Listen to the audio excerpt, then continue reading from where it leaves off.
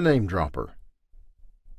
John Pennisi was an alleged soldier in the Lucchese family who had a criminal past that included a 1990 manslaughter conviction. He was only 20 years old at the time. In 1989, he and another man were dating the same girl. When the other boyfriend found out Pennisi was at her house, he went there to confront her, but her father sent him away. He left and went to a bar. Pennisi was upset that the other man had the nerve to show up at the girl's house, so Pennisi called up a friend and hunted the other boyfriend down, shooting him in the chest and killing him. It was never determined which one of the two friends killed the other man, but Pennisi took off and went into hiding for months. He was finally arrested, brought to trial, and sentenced to 17 years behind bars. However, he had lied during his testimony at that 1990 trial to protect him and his co-defendant. This false narrative was brought to light at the May 2019 trial of alleged Lucchese soldier Eugene Castile, when the government admitted this fact to the court, saying in part, CW2 has admitted to the government that during his testimony in the 1990 trial, he deliberately made false statements in an effort to shield himself and his co-defendant from liability. While in prison, Pennisi had many problems. He tried committing suicide because he couldn't deal with prison life. He was a very paranoid and jealous man, too.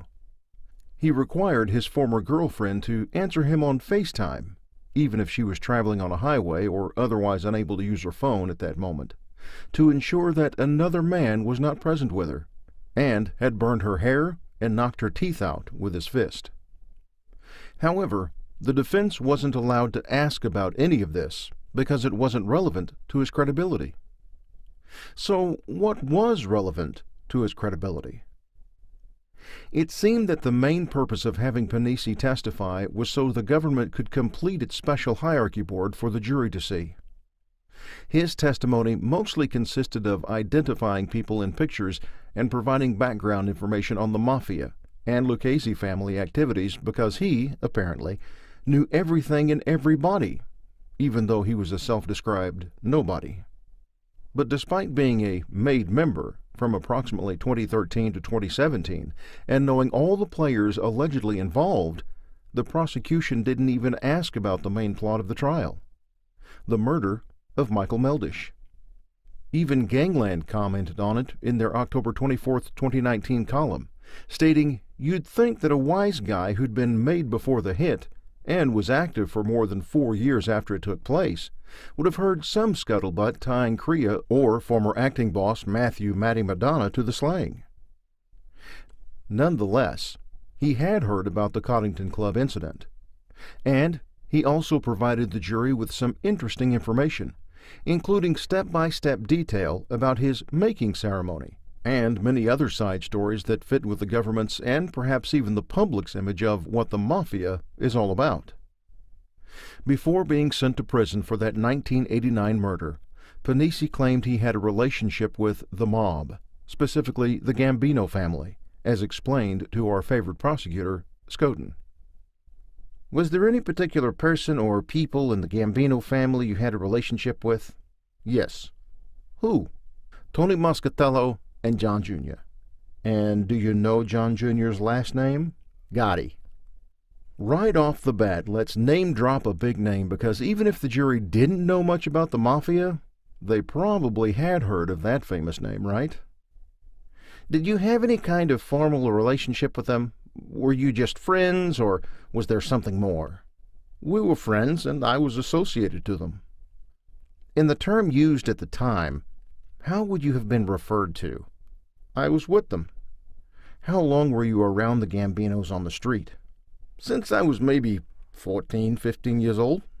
He went on to describe that while in prison, he maintained his close relationship with the mob. "There was a lot of guys locked up with us," he said. We were mostly Italian guys." When Pennisi got out of prison in 2007, he got a job in construction because he was on parole until 2012. At some point, he ended up getting in a fight with some Colombo guys at a restaurant owned by the girlfriend of his friend Anthony Guzzo. This conflict happened because, apparently, the Colombo guys didn't want to pay their check. Although he and Guzzo won the fight, Pennisi was concerned there might be a problem, so he went to speak with his childhood friend, Joey Benedito, who was allegedly a member of the Lucchese family, for help. After the conflict was resolved, Pennisi was put on record with Joey.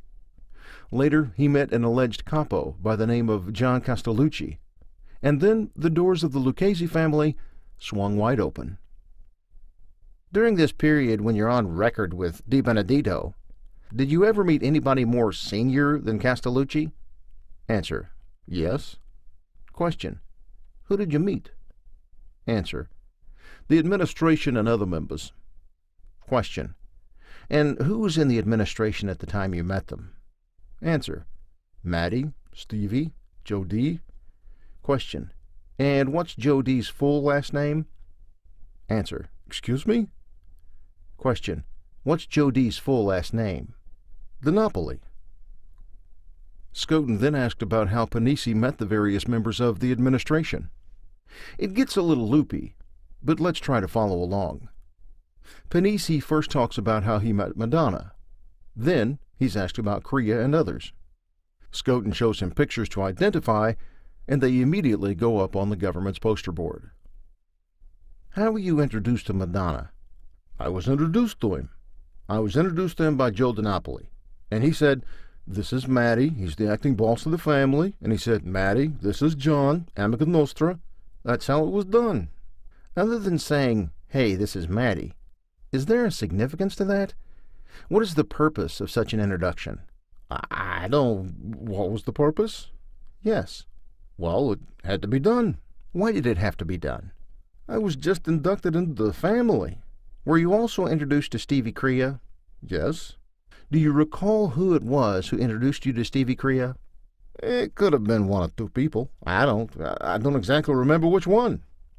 Do you remember where you were introduced to Stevie Crea? Yes. Where were you introduced to him? At the club in the Bronx. And I'll ask you one more about the club in the Bronx in a minute. What was said when you were introduced to Stevie Crea? What was said? How did... Yeah. Like I said, I don't know. It was one of two people who introduced us. They said, "This is Stevie, he's the official underboss of the family, and this is John, Amica Nostra." So the first time he meets Stevie, this nobody is told Crea's supposed position in the family? Who would have guessed? And just to point out something else rather nifty, notice how Skoten refers to Crea as Stevie, just like he knew him personally.